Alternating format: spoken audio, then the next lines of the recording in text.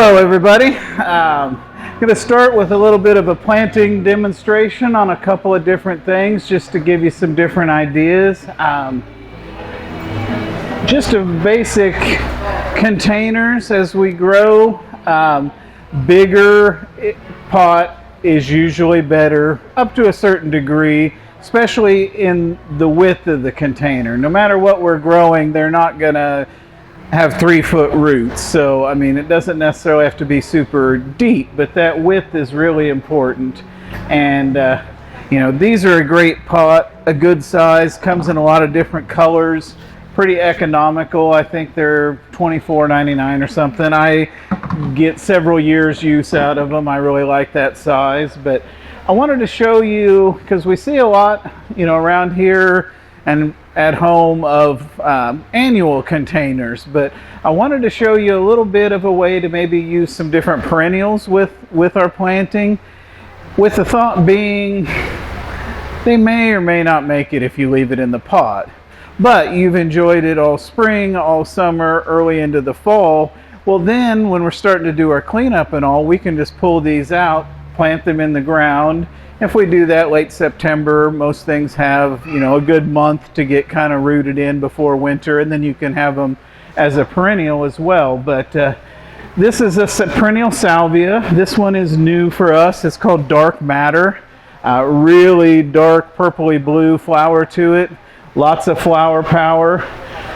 The thing with salvias, and it's true with a lot of our flowers, but they need a good haircut every so often to continue to flush out and really bloom.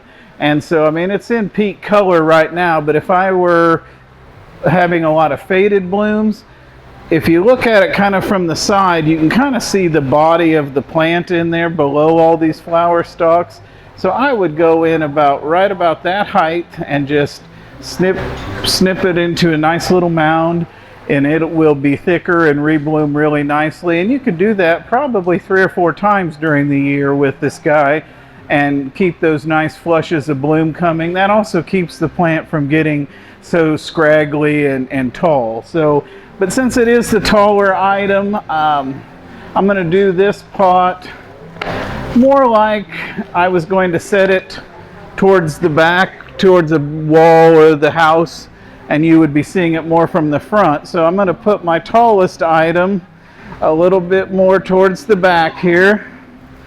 And actually, before I get too far into this, let me grab one other item.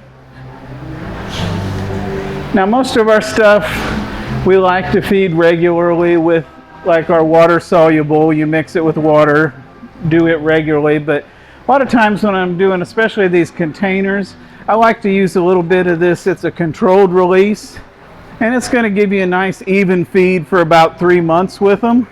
And so one this size, probably not quite a 1/4 cup is going to be all it's going to take, and it's going to give me a nice fertilizer level for about 3 or 4 months, and then I can give it a little boost every few weeks with the water soluble.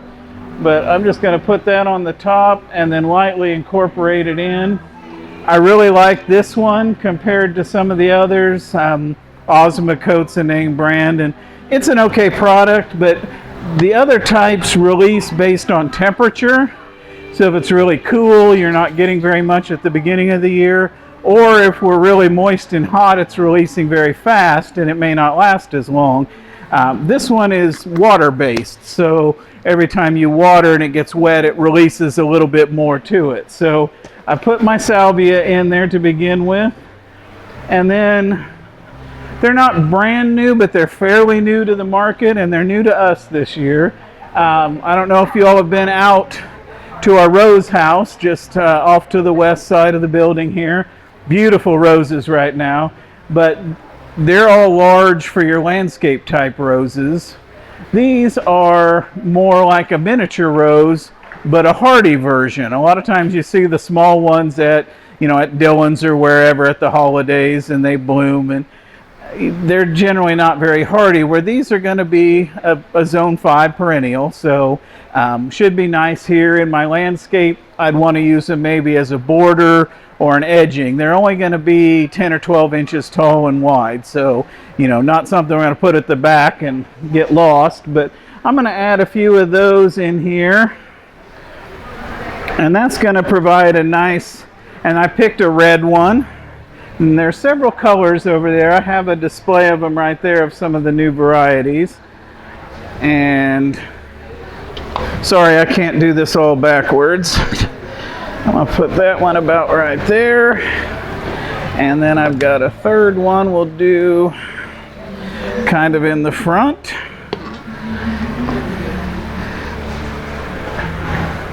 And it's really important when you plant in a container that we use a nice potting soil.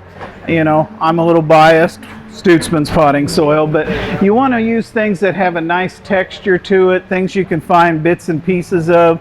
That really is going to help open up the drainage. Some potting mixes are really, really fine, and they tend to stay pretty heavy and wet, especially when it gets hot. This mix here will do a little bit better with it. And there's that one. The next one I picked, this is a little small carnation or dianthus family member, and again 8 to 12 inches tall, and that's another one that frequently will be a perennial for quite a few years. They're not a super long-lived one, but I'm going to put them kind of in that mid-range area. And I'll stick one over on this side. And again, I'll stick one of the tags right there, so later on I'll know what did well and what didn't. And the other aspect of making a container, so we've got something tall that, if you go by the old Thriller filler spiller, but we've got the toll, and we've got these that are going to fill out the middle of our container. And then I wanted a little something to drape over. Unfortunately, I couldn't find a good perennial for sun that had much color and did that, so I went with an annual. This is a volvulus, and I really like the blue color to kind of go with the reds and whites and all of that. Very heat loving. Will go out over the pot. It's not a long cascader, but maybe halfway down the pot, and so that'll give me a little softening to this edge of it. And I'm just going to put a couple of those in here, and I'll put them towards the front again so they can escape. Yeah, oh, got one.